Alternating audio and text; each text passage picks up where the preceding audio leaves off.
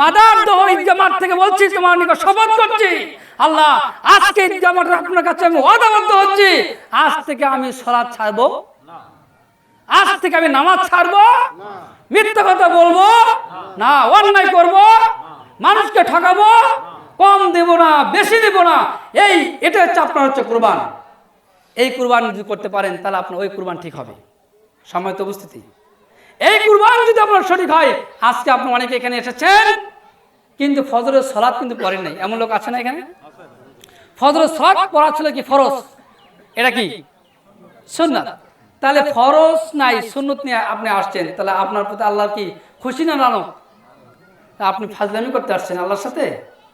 যে আল্লাহ আপনাকে জীবন দিল, যে আল্লাহ আপনাকে প্রাণ দিল, যে আল্লাহ আপনাকে আকাশ জমিন আপনাকে দান করলো, সে আল্লাহর সাথে আপনি কি টিটকারি মস্কারি বের করবে আল্লাহ আপনাকে যেদিন ধরবে। আল্লাহ ছাড় দেয় ছেড়ে দেন না, আল্লাহ ছাড় দেয় ছেড়ে দেন না।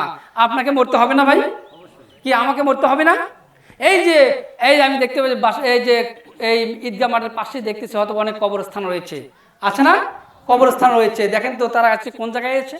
এমন ভাই এখানে এসেছেন তার মা নাই, এমন ভাই এখানে এসেছেন তার বাবা নাই, এমন মা এখানে এসেছেন তার সন্তান নাই, আছে না এমন?